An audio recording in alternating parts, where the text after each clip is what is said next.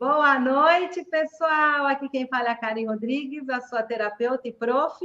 Aliás, eu não sou sua terapeuta e prof única preferida, porque agora aqui a gente tem um mestre, né? O Paulo Iannuzzi. Bem-vindo, Paulo. Tudo bem? Oi, tudo bem? Boa noite. Não sou terapeuta. Não, você é professor, porque eu falei A prof. única aí é a Karen aí. Né? Não entendo nada de mesa arturiana, muito menos. Os arturianos são amigos aí da Karen. Boa noite a todos vocês. Boa noite, Karen, Dorim. Obrigado mais uma vez pelo convite. Obrigado a todos vocês que estão aí nos assistindo. Sempre investindo seu precioso tempo nesse trabalho. Estou à disposição de vocês. Arrasou. Quer dizer que você vai contar todos os babados de avistamento e as situações ufológicas aqui do litoral de São Paulo ou do litoral do Brasil? O Brasil todo é rico, né? Mas o litoral de São Paulo também é muito. Não vou contar todos porque eu não sei de todos, mas tem alguns muito interessantes. Né? A começar pela localidade onde vocês estão agora, Ubatuba, que é numa das praias daí, foi palco um dos maiores casos, né, ufológicos brasileiros e até mesmo mundiais. Né? Muito interessante, muito legal. Vamos falar um pouco sobre isso. Isso, conta um pouquinho sobre esse avistamento. Você sabe que eu fiz um documentário, acho que 5 anos atrás, está até no meu canal, com a Jaya Matari. Ela contou um avistamento que teve duas praias para lá, né? Sentido Rio, que eu tô na região central, aqui de Ubatuba, no Itaguá. Eu esqueci, é uma praia de Caiçara. E eles falavam que tinha uma luz dourada, Paulo, que aparecia tipo numa ilhazinha na frente dessa praia. César, como é que chama aquela praia do pessoal daqui, que depois dessa é uma outra que tem ali? Para o lado da Praia Grande ou para o lado de Paraty? Não, pro lado de Paraty. Tem a Praia Tambabuca, tem a Praia do Pé, tem a Praia... Não, ele está falando outras praias. Bom, enfim, essa praia aí tinha um senhor que dizia que ele morava lá dentro dessa luz dourada. E ele não envelhecia, até que uma hora ele sumiu. Tem essa lenda, né? Sim. Dessa luz dourada. Interessante. E é um avistamento que tem. Só que eu esqueci o nome da praia, gente. Desculpa. Tem a praia aqui do lado que eu esqueci o nome. São duas indo para o Rio de Janeiro, porque tem indo para Caraguá e para o Rio. E eu estou aqui bem no centro. Sim. Bom, vamos lá contar esse avistamento. Você falou aí, é um fenômeno que muitos chamam de mãe do ouro, né? Mãe do ouro, isso! Essa luz dourada aí, que é um termo que se usa no Brasil inteiro, principalmente na Amazônia, sobre luzes ou esferas douradas que saem de dentro d'água, dos rios, lá na Amazônia, e aqui no litoral do Brasil, no meio da mata também, etc., sempre ligado à água. Não se sabe por quê. Né?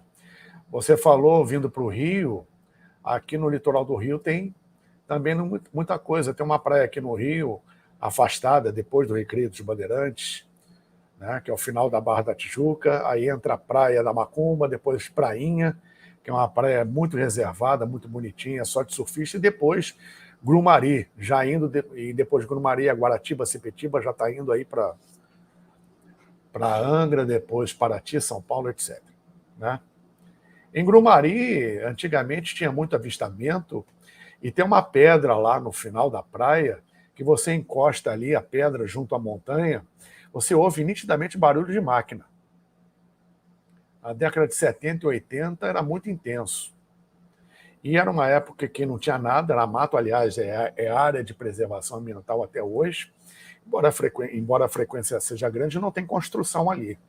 Só tem quiosque de madeira na beira do mar, etc. Assim, aparece muito lá.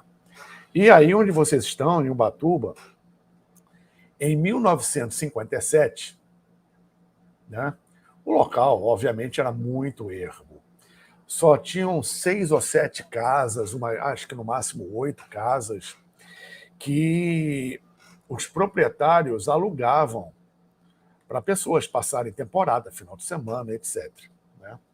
Não ia quase ninguém, aí era um local muito ermo, era mais uma vila de pescadores, que eram testemunhas de muitas coisas. Eles contavam cada história fantástica, uma delas essa, relativa à Mãe do Ouro. Isso aí não é de hoje.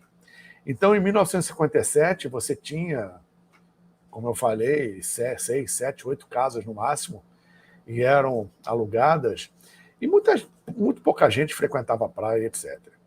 Mas, num determinado dia, num desses feriados, aí que eu acho que foi o feriado 7 de setembro, em que tinha alguns turistas ali alugando essas casas, tinha uma frequência razoável, embora muito pouca, quase insignificante em relação aos dias de hoje, mas naquela época, uma frequência razoável ali na praia, e muita gente testemunhou um objeto descendo em alta velocidade, de forma discoide, na direção do mar, no mar.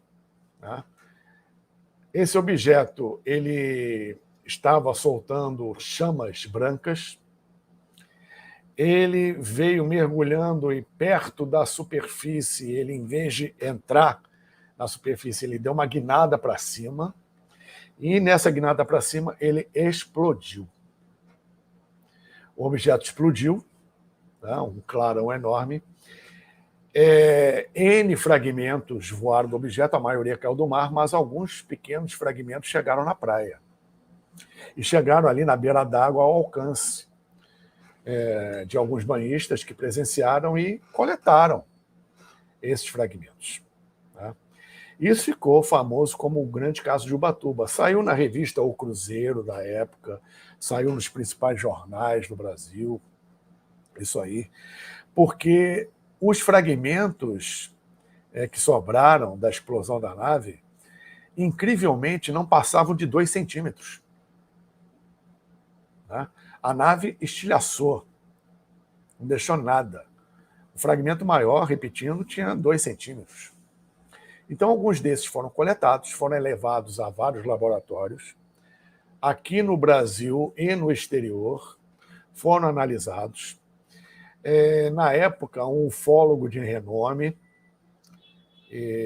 muito conhecido e um ufólogo sério, né, até a década de 70, mais ou menos quando ele veio a falecer, doutor Olavo Fontes, pesquisador bastante sério, ele teve posse de alguns desses fragmentos. E saindo dos laboratórios, todos foram unânimes, né, de uma forma assim estupefacta, comprovando que os fragmentos eram compostos de magnésio, que é um elemento muito inflamável, mas bastante resistente e muito leve. E, obviamente, era a composição material do objeto. Fragmentos de magnésio. Tá? Esse magnésio era, até então, tudo bem. Mas esses fragmentos apresentavam magnésio em 100% de pureza. O que isso tecnicamente diz? Na verdade, 99,99% de pureza. O que isso significa? Que, primeiramente, esse elemento, como qualquer outro, na Terra, você não consegue encontrar a um índice percentual de pureza desse tamanho, desse valor. Você não consegue encontrar elementos na natureza com 100% de pureza ou algo bem próximo, como 99,99%. Tá? Segundo, para se apresentar como um fragmento daquele jeito, o magnésio não era natural. Era manufaturado. Hoje, 2022, mesmo com a tecnologia de ponta que ainda não sabemos que existe, porque ainda não veio a público, você não consegue manufaturar nenhum objeto com 100% de pureza, quanto mais em 1957. Né? E outra coisa, foi calculado os isótopos. O isótopo, o que é? O isótopo são 2 diferentes valores para o mesmo elemento químico, né? Onde a diferença do número de nêutrons é existe e é gritante. Tá? O número atômico é igual, que determina justamente o equilíbrio, o número de prótons e nêutrons, e o número de massa que entram prótons e elétrons, e quando entra o número de massa, aí entra o nêutron. Tá? E a diferença isotópica deles era gritante, com um número muito maior de nêutrons em relação ao magnésio aqui da Terra. Então, era um magnésio de natureza não encontrada aqui na Terra e manufaturada, pelo que eles chegaram à conclusão, de fusão a frio, coisa que ainda não existe, tá? Aqui na Terra, e se existe ainda é muito velado, e é tecnologia muito recente, se existir. Tá? E o processo isotópico demonstra, além do magnésio não ser terrestre, ele ter sido manufaturado, não é uma coisa natural. Né? Ou pelo menos encontrado fora da Terra. Ou, não, na verdade, não encontrado. Aludida a possibilidade fora da Terra, porque aqui na Terra não existe isso aí. Então, na época, isso foi um grande bafafá, um grande mistério, né?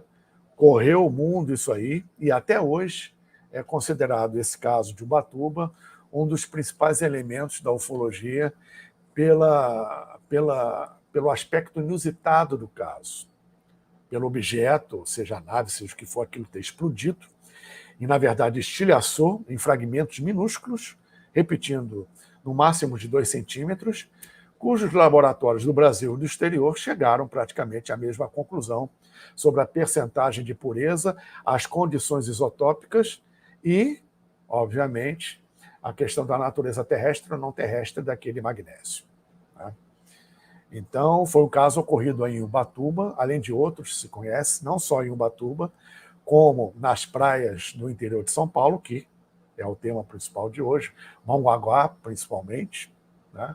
Que até pouco tempo atrás era uma vila de casas, uns 30, 40 anos atrás, tudo cresceu muito rápido, mas mantém ainda um vórtice, algum elemento atrativo por parte de alguma inteligência, possivelmente extraterrestre, que tem alguma base submarina aí, etc. e tal, porque quase todos os relatos de avistamentos e experiências são de objetos vindos ou saídos do mar. Então é bem possível que ainda hoje possa ter uma base e se trate de OSNIs, objetos submarinos não identificados. Como foi o caso muito conhecido de um amigo meu, que teve uma experiência em Mongaguá, bem criança, saiu de madrugada, porta fora, foi à praia, a nave desceu, ele se viu dentro da nave e toda a experiência dele está dentro do livro que ele publicou. Essa e muitas outras, né, ocorrem, vez por outra, no litoral de São Paulo, mas especificamente nessas regiões, inclusive no Guarujá também. Tá? Agora, isso se estende para a região sul do Brasil, em termos de litoral, para o Rio de Janeiro e parte do Espírito Santo, e na parte superior do Nordeste, que vai pegando Ceará, Piauí, Maranhão, até entrar na Amazônia, propriamente dita. Em termos de litoral, nós temos muito disso aqui. E também alguns casos de avistamento e outros, principalmente em Itaparica, na região de Salvador, na ilha de Itaparica, na Baía de Todos os Santos, em frente a Salvador. Né? Mas Ubatuba tem o caso mais conhecido, mais contundente, com respeito à ufologia, na explosão desse objeto e de tudo que decorreu dessa explosão. É realmente um lugar fantástico, um evento ocorrido fantástico e que ainda permanece. Determinados relatos, avistamentos, etc., aí principalmente no litoral de São Paulo, em Ubatuba, e também numa outra localidade, aí também perto, me fugiu o nome agora, eu tinha um nome agora na ponta da língua, inclusive congressos de ufologia já foram feitos aí, né? Depois eu me lembro, mas é por aí, nessa região. né? Não por acaso. É Itanhaém, não é? Também tem muito avistamento. Itanhaém também, mas não é Itanhaém. Eu vou lembrar. Depois eu lembro. Paulo, Itanhaém tem bastante coisa também. Diga. tem esse fragmento que teve aqui em Ubatuba, ficou com quem? Ficou com a Aeronáutica? Ficou com a Marinha? Com que órgão ficou?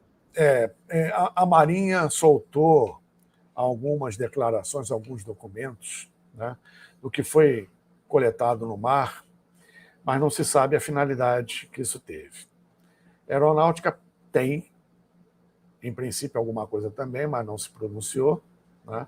E o ufólogo Olavo Fontes, dentro de seus arquivos, salvaguardou esses fragmentos, não se sabe a origem deles.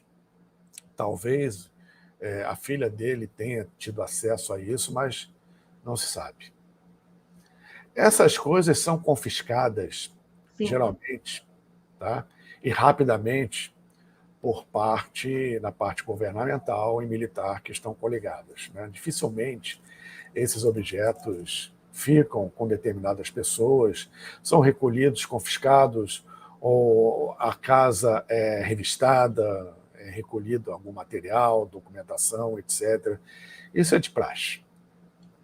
Lá no Chile tem muita queda de OVNI, né? Principalmente ali na Ruta de las Estrellas. Sim, sim.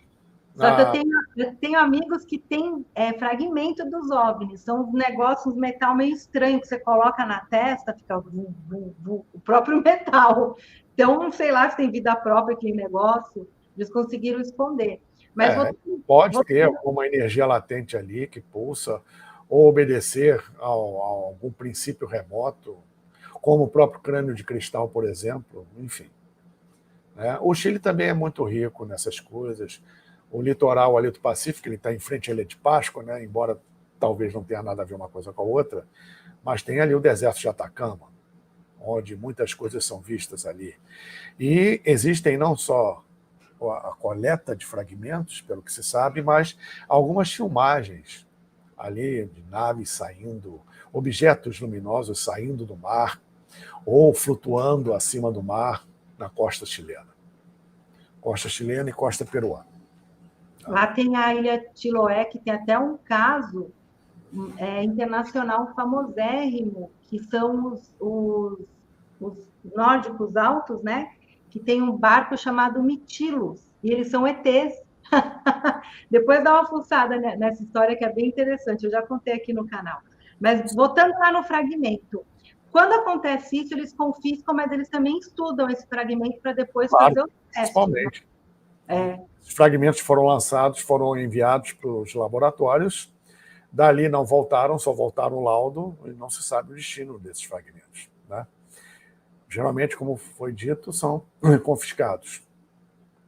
Alguém fica, e de repente não existe, na verdade, né? Geralmente são órgãos oficiais, né, que de uma forma bem discreta, bem secreta, ficam com essas evidências. Paulo, você acha que esses avistamentos que tem no litoral são por conta de bases intramarinhas? Porque é um local mais ermo, não tem cidade, não tem luz, né? Só tem peixinho, baleia. Então, eles resolvem se esconder ali, porque eles devem ter tecnologia antigravidade, de respiração e tudo, né? Você acha que é por conta disso ou o nosso mar, a nossa água, ela é rica em alguma coisa que eles precisam? O que você acha? Olha, o que eu sei é o seguinte, que eles procuram lugares onde eles possam estar mais afastados do ser humano possível. Tá? Embora eles tenham controle da situação, não há nada que eles não possam fazer, inclusive faz parte do cronograma de trabalho aparecerem uma vez por outra, né? Porque existe a velha frase, ninguém vê disco voador, eles se deixam ser vistos. É diferente.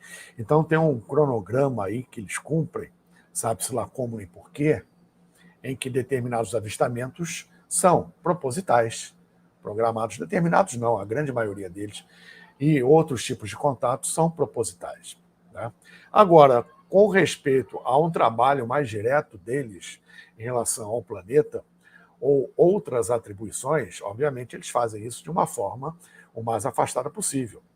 Então, em lugares submarinos ou dentro das montanhas, né, eles têm, em alguns lugares, as suas bases. E são lugares geralmente ricos em jazidas de minérios, em areia monazítica, que é radioativa, etc.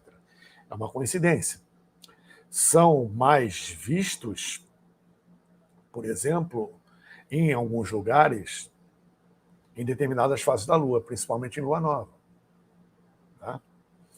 Então, existem lugares em que já se sabe que acontece esse tipo de fenômeno, e muita gente hoje em dia está aflorando para lá.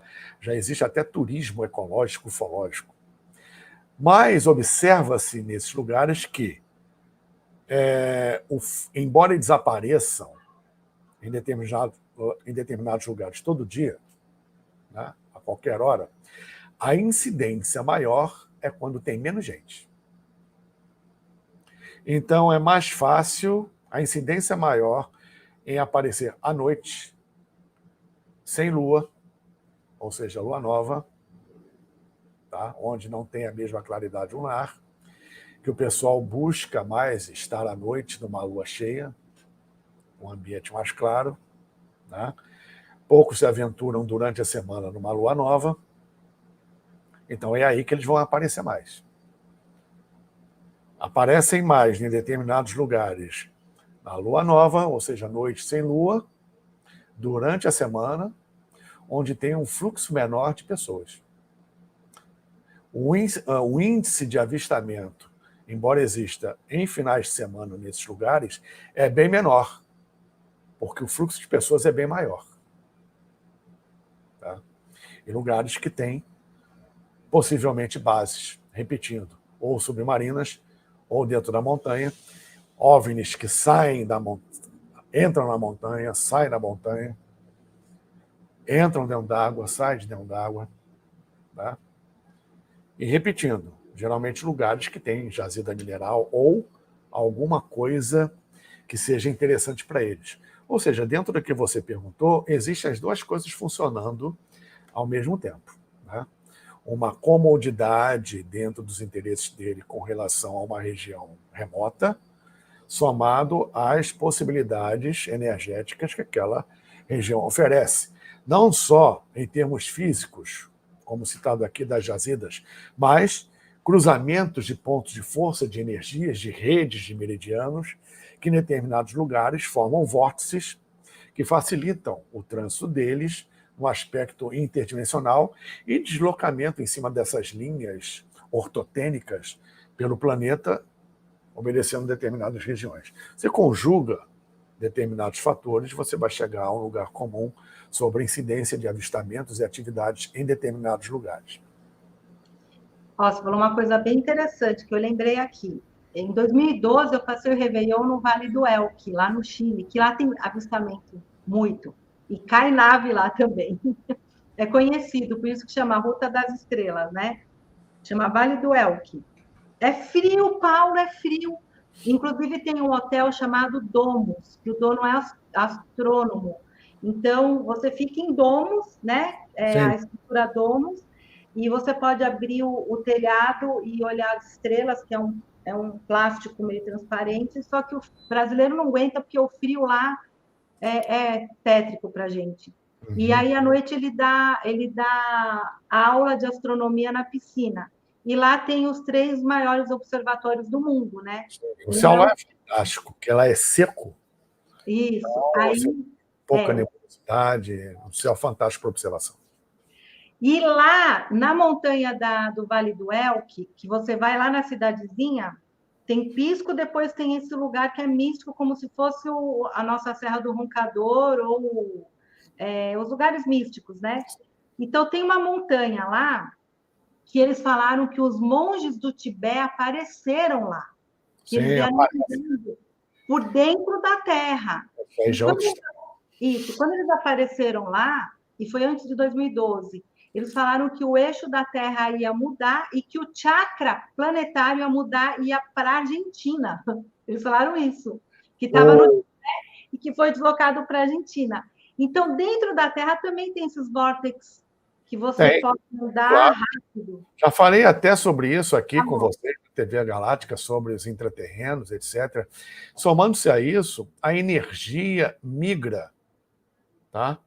Todo o processo místico, espiritualista, ocultista do Oriente, que está até então estava centrado no Egito, se passou isso para o Himalaia, tá? Já está saindo de lá e vindo para a Cordilheira dos Andes.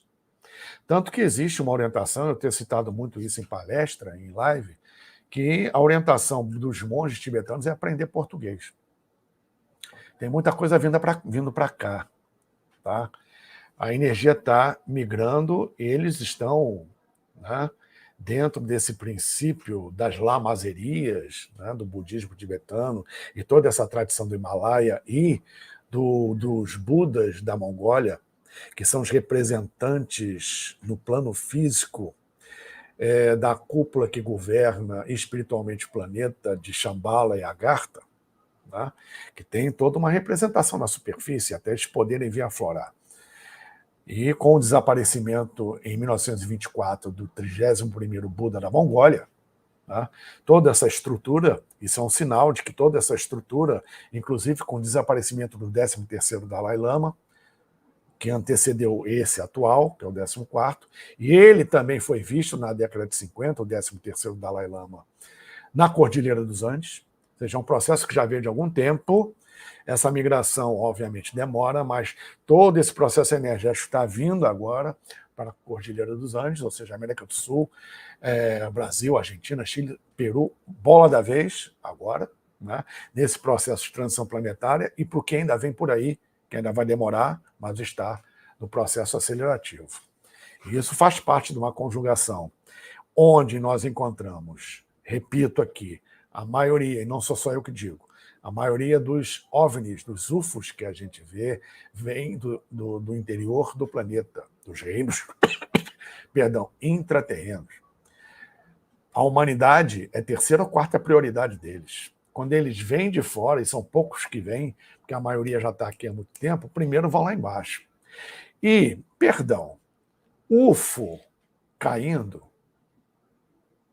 acidente de UFO, isso é UFO daqui, fabricado aqui. Porque civilizações que estão milhões de anos à nossa frente, inclusive no aspecto interdimensional, não dá para conceber uma falha nesse nível. Outra coisa, fala-se muito em isso aí é um posicionamento pessoal, tá? Não quer dizer que seja verdade e que ninguém tenha que seguir isso. Mas uma outra coisa também interessante, fala-se muito em engenharia reversa. Aí, se pensar bem, a diferença do ser humano para o chimpanzé, em termos de genoma, é de 2%. 2%. Imagine a diferença de genoma de um ser humano, se é que é dessa natureza que a gente pode trabalhar, do ser humano para, embora, abrindo parênteses, no DNA humano nós encontramos fatores não humanos de fora do planeta, fecha parênteses, a diferença entre um DNA humano e de uma civilização que esteja milhões de anos à nossa frente, eu acho que vai mais que 2%, né? Então, para eles, nós somos uma ameba, uma coisa assim e tal. Então, você imaginar uma engenharia reversa de seres desse nível é um tanto complicado. Eu considero que seja a mesma coisa que você entregar para uma criança de 5, 6 anos uma televisão ultra 4K ou holográfica, dá na mão dela uma televisão dessa e diz, neném, que para eles nós somos neném. Ô, neném, faz uma engenharia reversa desse brinquedinho aí, vai brincar, meu filho. Vê se consegue fazer uma engenharia reversa disso. Uma criança de 6 anos com uma televisão dessa na mão vai fazer o quê? Vai fabricar alguma coisa a partir da engenharia que tem ali? É a mesma coisa aqui. A diferença é muito grande. Então, imaginar uma engenharia reversa, primeiro é preciso ter cuidado na hora de imaginar uma coisa dessa. Não é tão simples assim. Obtivemos, por troca de tecnologia, determinadas vantagens, né, instrumentais por parte desses seres, e a gente conseguiu... Pelo amor de Deus, ainda fala em acordo. Isso não existe. Você vai fazer um acordo com uma barata? Vai se explicar para uma barata fazer um acordo com ela? Vai, tenta fazer um acordo com a barata. É a mesma coisa. Eles vão fazer acordo com a humanidade que está saindo agora dos coeiros. Para quê? Embora, pelo próprio processo evolutivo deles, eles tenham um respeito e um carinho enorme conosco. Um cuidado enorme conosco. Tá? Verdade isso. Então, pessoal, quem está gostando... a ogiva nuclear para uma aldeia de índios, pede para eles fazerem uma engenharia reversa daquilo. Com todo respeito aos índios. Verdade. Quem está gostando, deixa like, porque essa live está muito boa e tem que chegar aí nos robozinhos do YouTube. E eu quero também que vocês escrevam aí, hashtag... Vamos fazer um bordão aqui. Estou ET, hashtag Estou ET, porque também, quanto mais vocês escrevem, mais vai chegando aí nos robozinhos, porque está muito boa essa live. Nós, na verdade, a grande maioria da humanidade é ET encarnada aqui, né? Então... Real. Estamos ET, é isso aí. Estamos ET, hashtag Estamos ET. Quero ver vocês escreverem aí. E, Paulo, no Rio de Janeiro também tem muito avistamento e tem alguma coisa ali com a Pedra da Gávea, tem umas escrituras, tem a ver com o mundo intraterreno, a galera, quando escala ali, tem umas visões. Conta aí a babadeira da Pedra da Gávea. E a Pedra da Gávea dá pano para manga, né? É muita história. Mas vamos falar sobre alguma coisa da Pedra da Gávea. Aquilo ali realmente foi esculpido. Os arqueólogos dizem que, principalmente sobre as inscrições, que aquilo ali é erosão, né? Bom, ali de baixo, em São Conrado, que é o bairro, você vê a Pedra da Gávea sob um bom ângulo e a Barra da Tijuca, o outro lado. Você ali do posto de gasolina, você olha para cima, você já vê as inscrições. Lá em cima, lá no alto, mas já dá para ver as inscrições fenícias. É difícil, é impossível aquilo ser erosão, né? São caracteres fenícios claríssimos, evidentes, que significam, por aqueles estudiosos que decifraram aqueles caracteres, significam aqui jaz Badesir, filho de Jetbaal. O cientista e historiador, escritor, na década de 20, 30, Bernardo Azevedo da Silva Ramos, que tem livros fantásticos sobre isso, e documentos que comprovam muitas coisas, principalmente a estada aqui de fenícios, caldeus, hebreus, egípcios, gregos, romanos, persas, etc, etc, etc. Tem documentos comprovando isso. Algumas cidades, por exemplo, no Nordeste, têm nomes alusivos a fenícios, e assim por diante, né? E a presença deles no Brasil, principalmente no Rio de Janeiro, onde a Pedra da Gávea foi esculpida. Nós temos ali claramente o rosto do imperador Badesir e ele, Bernardo Azevedo da Silva Ramos, junto com o fundador da Sociedade Brasileira de Obiose, Henrique José de Souza, corrigiram, melhor dizendo, essa frase, onde, na verdade, é Jetbaal e Jetbaal Bel, que são filhos de Badesir. Então, o imperador Badesir tinha 7 filhos, veio para o Brasil com 2 deles, um casal de gêmeos, né? E instituiu aqui o chamado, que nós estudamos em algumas escolas ocultas, o Sistema Geográfico de Teresópolis, atualmente desativado, onde a Pedra da Gávea, Corcovado e Pão de Açúcar fizeram parte. Pegando um barco e na altura da Ilha Rasa, em frente a Ipanema, a praia de Ipanema, Leblon, a Ilha Rasa é um que tem um farol, ela é da Marinha do Brasil, observando-se o litoral dali, e é perto, são 5, 6 quilômetros só, você observa o chamado Gigante Deitado, onde a Pedra da Gávea é a cabeça Você tem todo o corpo ali a partir da Pedra Gávea, a pedra bonita, até chegar no Corcovado, tá? que eu falo, e o pé do grande gigante, que é o Pão de Açúcar. Tá? E o Pão de Açúcar todo hoje, ao seu redor, é área militar. Né? Aliás, não só hoje, há muito tempo. A cidade do Rio de Janeiro foi fundada ali. Nossas 3 capitais foram fundadas. As 3 únicas cidades do Brasil foram fundadas com um aspecto temporal e com consagração mística religiosa, além de militar. Né? Isso não é coincidência. E a cidade do Rio de Janeiro foi fundada ali no pé do Pão de Açúcar, entre o Morro Caraticão e Pão de Açúcar. E a iniciativa era templária. Os templários já conheciam alguma coisa dessas histórias. Sabe-se lá como. Porque reza justamente os textos relativos à Pedra Gávea que o tesouro de Badesir jaz aos pés do grande gigante. E o pé do grande gigante é o Pão de Açúcar. Alguma coisa deve ter lá, segundo este mito. Segundo este mito.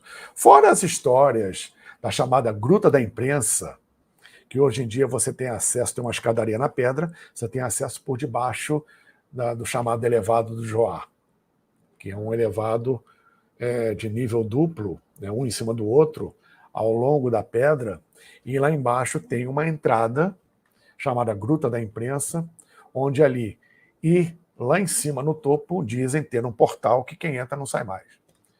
E que ali estariam não só parte do tesouro e os restos mortais de Badesir e seus filhos, como também túneis subterrâneos que dariam em São Tomé das Letras, Planalto Central, etc. Isso, obviamente, por enquanto, não é comprovado. Mas as escolas secretas, as escolas de mistério, as sociedades secretas, algumas delas têm justamente material sobre isso, e como são escolas sérias, elas não iriam inventar esse tipo de coisa. Existe uma tradição aí muito forte, que obviamente a ciência se recusa em analisar e pesquisar, mas que no seu devido tempo ocorrerá. Né? A Pedra Gávea, além de outras questões, ela é altamente magnética. Né? Não se sabe o motivo real, não é divulgado, mas, por exemplo, qual é o órgão hoje que regula a aviação no Brasil? Era a Infraero, depois é a ANAC. O órgão que regula, já há muito tempo, trocou de nome algumas vezes, a aeronáutica no Brasil, fora a aeronáutica propriamente dita, e a Associação de Aviação Civil, o voo sobre a Pedra Gávea é proibido. Proibido. Até mesmo as asas delta, que decolam ali do lado da Pedra Gávea, evitam sobrevoar a pedra. Eu já fui piloto privado de avião monomotor e de ultraleve. Já brinquei muito com ultraleve. E ultraleve, os antigos, eram 2 cadeirinhas, uns cabos e a oração. Né? Não tinha mais nada. Só tinha um motor que te levava, enfim. Era um voo fantástico. É uma asa delta com motor. Você decola do chão, etc. Aprende navegação, aprende a ler carta aeronáutica, tem que voar no corredor aéreo, enfim. E eu fiz alguns sobrevoos, né, perto da Pedra Gávea, ao largo da Pedra Gávea. Tá? E na época que eu voei, porque hoje em dia parece um mini avião, tem muito instrumento de bordo, na minha época o horizonte artificial era um barbante, você pendurava do lado de fora, conforme você voava, o barbante indicava se você estava no reto horizontal, nivelado com o horizonte, era assim. E só tinha o mostrador de óleo do motor, o altímetro, um canudinho com uma bolinha de isopor que indicava, parecia uma seringa grande de injeção, que indicava a velocidade do bicho que você estava, né? E o indicador de óleo, o altímetro e o de temperatura do motor e a bússola. Só tinha isso no painel. Né? Quando, 2 vezes que eu passei ao largo da pedra, sem sobrevoar, mas ao largo da pedra, o altímetro, que é um instrumento de leitura lenta, Começou a rodar que nem louco. A bússola começou a rodar que nem louca. Bom, isso aqui tem alguma coisa. Ou seja, eu comprovei no aparelho de bordo ali, quando eu estava voando, uma vez sozinho, outra vez com um amigo passageiro, ele testemunhou, o negócio fica doido. Você sai daí, ou pelo menos naquele momento, e isso é sazonal. Não é sempre que acontece o tempo todo. Tá? Então, vez por outra, acontece isso. E quando eu voltei lá para o aeroclube, instrumentação normal, não tinha nada. Tudo funcionando normalmente. Então, coisas assim acontecem ali na Pedra da Gávea e arredores, que é o maior rochedo à beira-mar do mundo. Né? Pedra da Gávea porque aquilo é pedra, não é uma simples montanha. Aquilo tudo é pedra. Né? São quase 800 metros, são 800 e poucos metros de pedra, quase 1.000 metros de pedra, à beira-mar, assim, a maior pedra à beira-mar do mundo. E ela tem muitas histórias que vêm desde a Atlântida. Tá? Que, repito, algumas sociedades secretas, como a própria Eubiose e outras sociedades teosóficas, esse tipo de conhecimento traz muito com respeito ao papel de determinados pontos no Brasil, onde a Pedra da Gávea é um deles. Né? Existe isso no Brasil inteiro, o Brasil está lotado dessas coisas. Tá? América do Sul, não é só Pedra da Gávea. Estou falando Pedra da Gávea, Rio de Janeiro, porque você mencionou, mas está no Brasil inteiro. Tem regiões no Brasil que são fantásticas, nesse nível até para mais. Né? E que estão aí, entre aspas, adormecidas, esses vórtices de energia adormecidos para, no momento certo, isso se reativar. Muito bem. Você sabe que a gente sabe que o Paulo Iannuzzi é um excelente egiptólogo, né? Ele fala muito das pirâmides, tem livro escrito. Paulo, que momento que vai ser reativadas as pirâmides do mundo todo? Porque todas estão apontadas para a estrela de Orion, né? É isso? Não, é o seguinte. Primeiramente, eu não sou egiptólogo. Eu sou um estudioso contumaz do Antigo Egito em todos os seus aspectos, especialmente espiritual, espiritualista, magista, ocultista. E estudo egiptologia, mas não sou egiptólogo porque eu não sou formado em arqueologia e muito menos especializado em egiptologia. Mas estou ali em cima, perturbando o pessoal. Então, eu estou assim livre, ao contrário dos egiptólogos, de considerar o que eu quiser sem precisar seguir à risca a questão ortodoxa da egiptologia e da arqueologia em geral. Muito bem. Pirâmide existe no mundo inteiro, dentro da latitude até 30 graus norte até 30 graus sul. Muito bem. Existe pirâmide na Amazônia? Existe. Existe pirâmide no mundo inteiro, como existe em Marte, enfim. A forma piramidal varia no mundo e cada forma tem um propósito. E não é uma pirâmide só, são sítios com várias pirâmides. E muitos deles formam em pedra, na sua distribuição, representações de estrelas, de constelações. Como o caso de Gizé, as pirâmides de Gizé e outros elementos formam o desenho das estrelas ali no chão, da constelação de Órion. Principalmente nas posições relativas dessas estrelas em 10.500 a.C., que nivelavam perfeitamente com o ápice das pirâmides, já provocando um aspecto polêmico, porque, segundo a egiptologia, as pirâmides foram construídas em 2.500 a.C. pelo faraó Rufo, Kelps em grego, né? Mas esses registros astronômicos são de 6.000 anos antes, 8.000 anos antes, em que a egiptologia não aceita essa data, mas supõe-se realmente que as pirâmides sejam de 10.500 a.C. ou muito mais antigas, o que é bem mais provável. Tá? Então temos aspectos, inclusive religiosos aí, porque alguns livros sagrados, como a Bíblia, e religiões relativas a isso ainda afirmam que a humanidade apareceu e o planeta foi criado há 6.000 anos, e isso cria um imbróglio danado em relação a parte evolutiva e ao criacionismo, etc. Tem gente que ainda nega que dinossauro tenha existido por causa disso. Tem gente que chega a esse ponto. Mas aí cada um, hoje em dia, acredita no que quiser, mas depois aguente as consequências. Enfim, ninguém, na verdade, está certo sobre nada. Né? Estamos descobrindo e redescobrindo as coisas. Agora, tem elementos que são, obviamente, bem claros, bem contundentes, bem óbvios. No caso das pirâmides do Egito, elas são orientadas para a constelação de Órion, assim como as pirâmides astecas. O complexo piramidal do Palácio de Angkor, no Camboja, né, do Império Khmer, já tem a orientação para a constelação de Draco. Já é diferente. Né?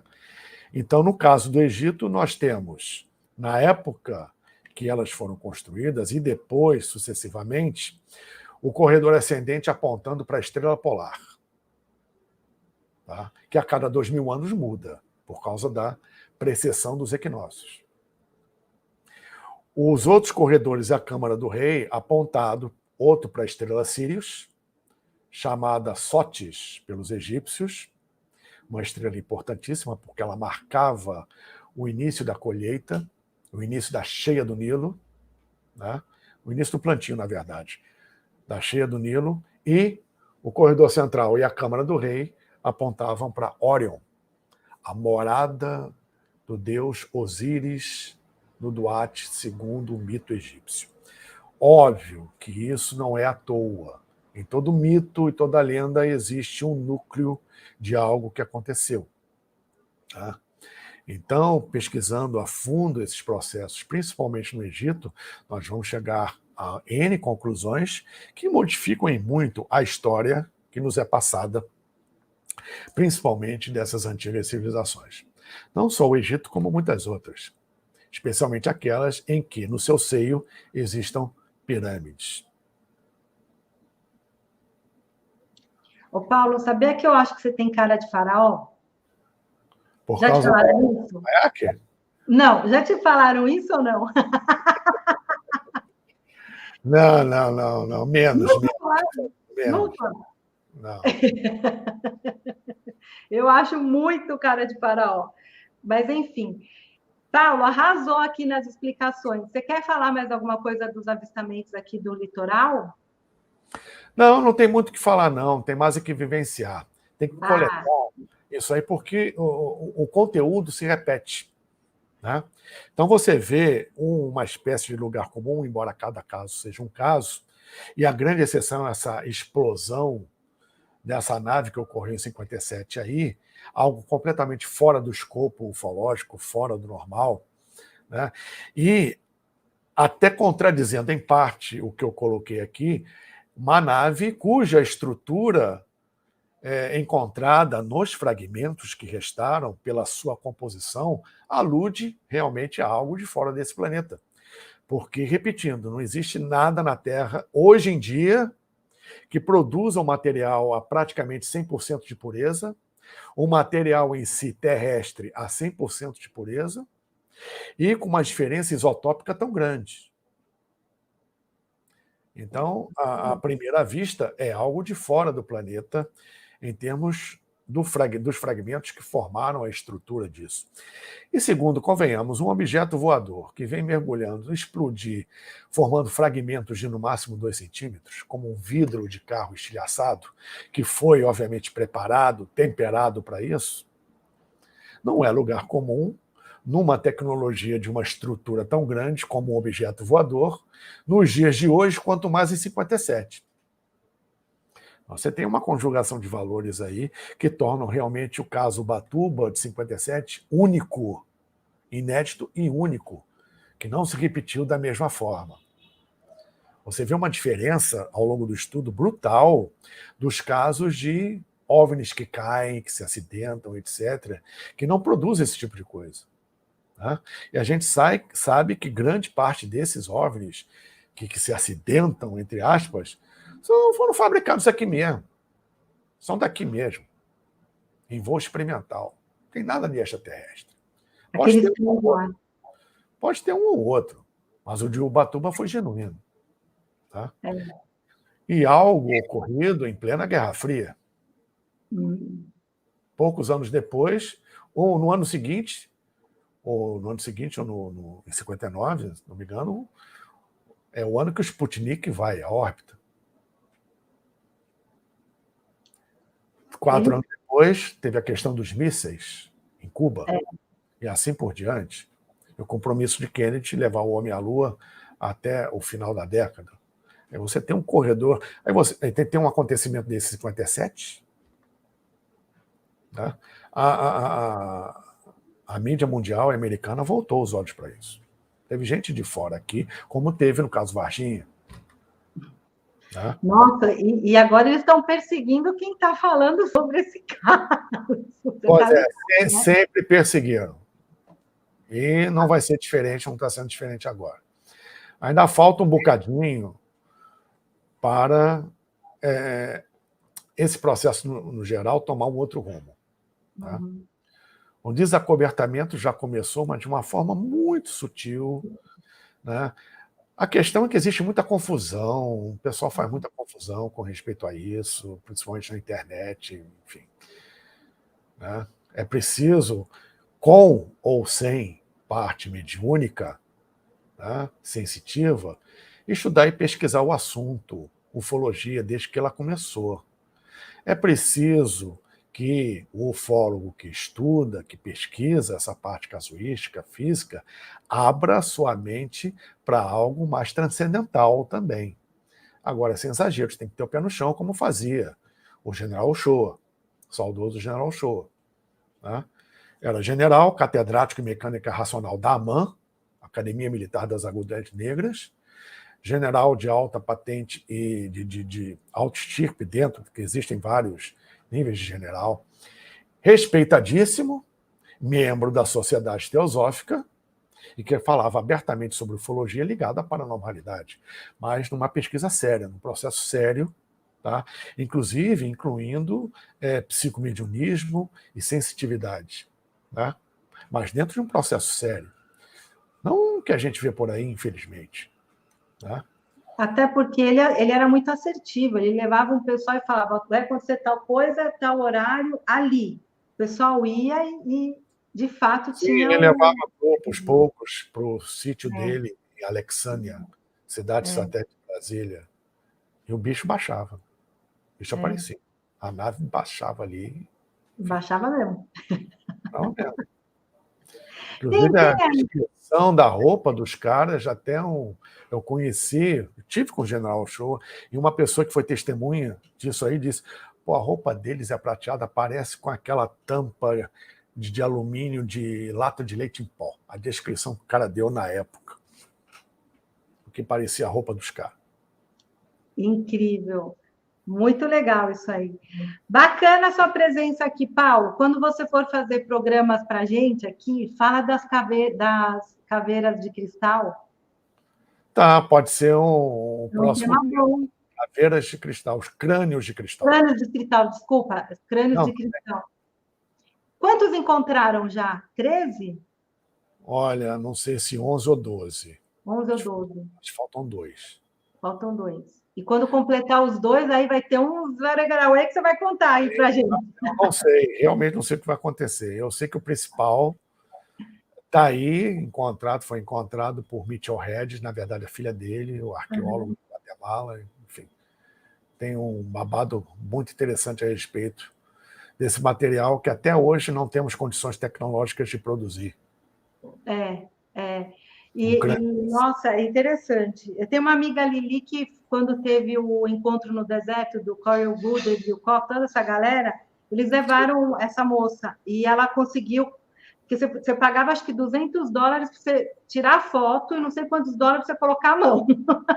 Ela colocou a mão, ela falou que o negócio é muito forte. Não tem uma concentração do chamado verde negativo bem poderosa. Mas você vai contar. Você vai contar. Ô, Paulo, me dá só a oportunidade de chamar a galera aqui, que a gente vai fazer um evento gratuito dia 3, 4, 5 e 6... Não, 2, 3, 4 e 5 de maio. É um curso online gratuito, mas só vai ser ao vivo, porque não vai ficar no ar, que é Trabalhador da Luz. Vale muito a pena, eu vou entregar aí uma parte do curso da mesa multidimensional arturiana para quem quiser aí entrar nessa energia multidimensional e entender um pouquinho mais sobre o assunto, tá bom? Maravilha, maravilha. Façam que vai valer a pena, tenho certeza disso. Tá no QR Code aí em cima da cabecinha do Paulo, ó, aí em cima. Só apontar o celular, colocar ali que você já se inscreve, tá bom? Beleza. Paulo, super gratidão, tem muita... Eu que agradeço, querida. Saudades aí de fazer uma live contigo, foi muito bom. É verdade. Muito você obrigado. É um verdadeiro mestre. Adorei. Ele é o nosso mestre preferido, gente. Essa live vai ficar gravada assim, Vini. Não para isso não. Tá bom. Obrigado a vocês por estarem aqui, aturando até agora, principalmente eu aqui. Muito obrigado. Imagina. A Karen não, porque ela é uma simpatia. Ó, Vini, toda sexta-feira o Paulo Iannuzzi tem programa com a gente, tanto no meu canal como no TV Galáctica, viu? Então, podem maratonar, procurar os vídeos dele, que é babadeira, e olha, não é palestra, é aula. Ele é sensacional. E ele também tem o canal dele. Fala do seu canal, Paulo. É o Paulo Iannuzzi Pilares de Hermes, no YouTube, em que todas as lives que eu participo, que eu faço aqui pelo TV Galáctica, a Karen e o Dorim, desde o início, me autorizaram a colocar no meu canal. Tem uma playlist só do TV Galáctica lá, além de outros materiais que eu também incluo no meu canal. Sejam bem-vindos, se inscrevam, dêem o seu like, mas antes deem o seu like, inscrição aqui nesse. Isso aí. Tá bom, pessoal? Paulo, super gratidão, um beijo de luz, bom fim de semana para todo mundo, e amanhã a Karen responde, gente. Vamos dar like mesmo. Beijo de luz para vocês. Boa noite. Deus abençoe a todos nós. Namastê e Jet Ha. Muito obrigado. Jet Ha. Tchau. Tchau.